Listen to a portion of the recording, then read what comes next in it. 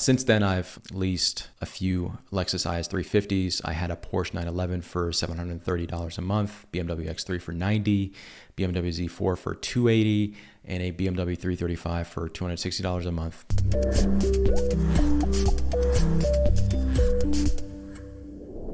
So, can you tell us about your first car? Yeah, my first car turned out to be a bit of a nightmare. I purchased a 2004 Volkswagen Jetta for about $5,000, and it had heated seats. So I was extremely excited about that because, I was a teenager and heated seats were kind of a big deal in 2008. Unfortunately, within 2 months, I encountered a faulty mass airflow sensor that needed to be replaced. Now, this is your air-fuel mixture, which affects your acceleration. And in my case, my car from standstill would accelerate to 60 miles an hour in about 2.5 minutes. So I took it to the local Volkswagen service center. The estimate on the repairs were about $1,600. So I vowed never to get a used car because issues like this are not covered. So I looked at leasing because you get a brand new car, and issues like this are pretty much non-existent because, again, it's a new car. And if they are, they're going to be covered. All right, so what was your first lease and how was the experience? Oh man, my first lease, what a throwback. It was for an Audi A4. I was able to negotiate about 5% off MSRP. And at that time, I was like, wow, what an accomplishment. I was under the impression I negotiated a phenomenal deal, but I was completely wrong. I later learned that the dealer made a complete sucker out of me. I was completely unaware of the car leasing process and terminology. I had no idea what a money factor was. I now know, obviously, it's interest rate, or how it can be manipulated to make thousands more on the back end. So after 3 years, I went, I turned in my lease and I was back in the market for a new car. And at this time, I made sure I had done a lot of research.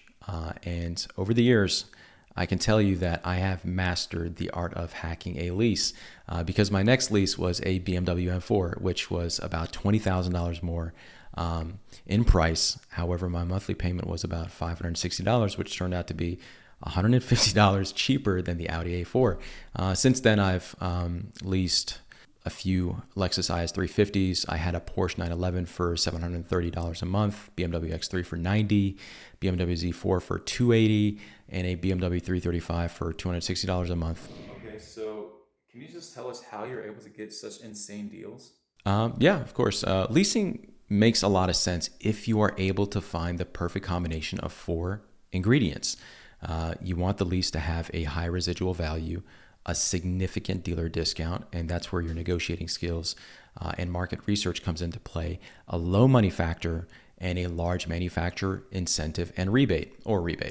Now, if you hit all 4, this is essentially a home run. Many in the industry call it a unicorn deal.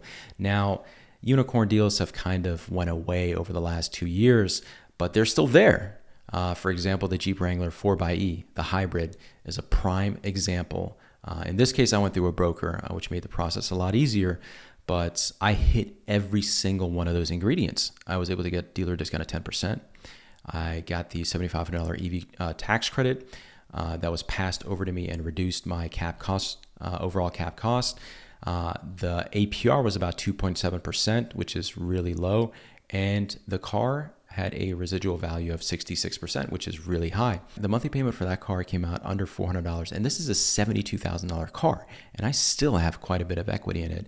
I actually made a video about people flipping this car, multiple units actually, and making upwards of $200,000. So take a look at this video up in the corner. Now, there are some exceptions. If one of those 4 attributes is an outrageous outlier, for example, the Toyota Tacoma or the Nissan Frontier, you can have a really good lease. And in the case of Nissan Frontier, some of the trims have residual values in the 90s. One is actually 99%. So you're basically paying over a 18th month lease a 1% depreciation cost. And you have to remember, a lease is simply depreciation, interest, and your taxes. That's it. Shopping for a new car in this market? Check out AutoCompanion's unbeatable deals. Our personalized service takes away any need to negotiate. Simply fill out our inquiry form, receive a quote, and decide if you'd like to move forward. Come check out why over 3,000 customers have entrusted us to get them into their next vehicle. Our goal is to make car shopping as easy as getting an iPhone. So let's go over these 4 ingredients and discuss how you can optimize each one. So the first one is dealer discount. You have a lot of room to negotiate when certain conditions are met. The first one is you can negotiate a pretty hefty discount on a vehicle that is, for example, being redesigned the next year. Another is aged inventory. Any vehicle that's been over 60 days at the dealership, it is in the dealer's best interest to get rid of this vehicle. Otherwise, it's going to go to the auction. A vehicle has floor plan costs. Think of it as a credit card.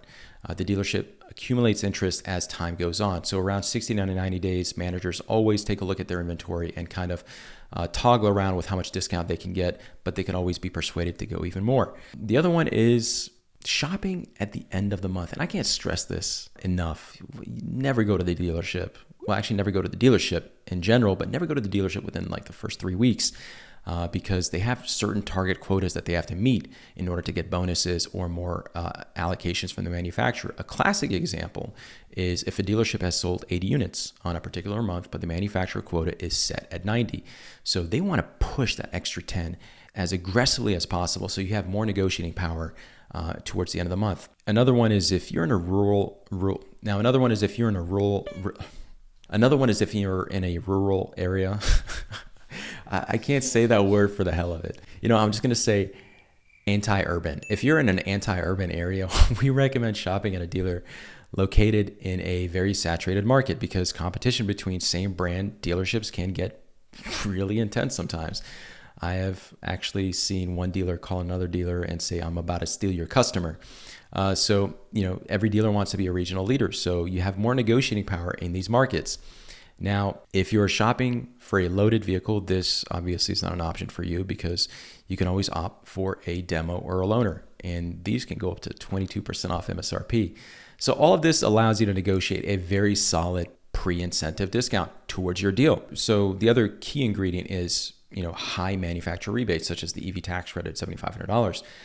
These can be added on top of your pre-incentive discount. Historically, Lexus and BMW, for example, have great rebates in the form of lease cash. I recall, in my case, when I was shopping for an Audi, the sales rep went back in the finance office and was there for about 10 to 15 minutes, pretending like he was negotiating, came back and gave me a $1,500 discount.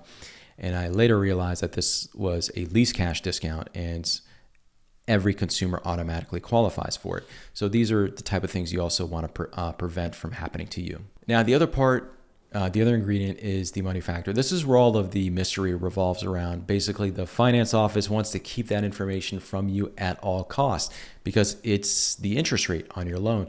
Some brands have phenomenal interest rates that are close to zero, making it a wonderful lease deal. Others have reasonable rates, such as BMW, and in my opinion, BMW is one of the best cars to lease. Regardless, dealerships all mark this up to get thousands more on what we call the back end. Never focus solely on the monthly payment. You should always negotiate your pre-incentive discount and then request for the money factor being used in calculating your monthly payment. On my first lease, the finance office pretty much marked up the money factors to the max to make up for the 5% discount that I was able to get off of the front end of the vehicle. So how do you acquire the what's called buy rate money factor, which is again the non-marked up money factor? You are able to get this information by just doing some internet research, going on different forums, or you can go on NBINs where you will have to request a money factor in a thread. But our calculator puts this data instantly in your hands. Once you have that dealer discount, you simply put in your zip code and it will automatically display all of the data you need, such as the regional incentives, rebates, residual value, and the buy rate money factor. Now, the calculator actually updates if you decide to toggle between, the different lease durations or the mileage allocation. So this tool is very powerful in helping you know what the discrepancy is between the dealer's offer and what the base rate monthly payments should be. So our recommendation is not to go to a dealership until you have your base monthly payment, as well as all of those variables at your disposal. Because if your calculator shows a 5% discount and they match your 5% discount on the front end, but then your monthly payments are not adding, are not matching, that's when you need to go back to the dealer and ask them, hey, what is the money factor that you're using in calculating my monthly payment? And I would say 99% of the time, you're going to see a discrepancy between the buy rate and the money factor that the dealership is using in your deal. Anyways, I hope you enjoyed this video. Thank you for tuning in, and I hope this was really informative for you to understand, those 4 key ingredients and how you could hack them in order to get a fantastic lease deal. See you in the next video.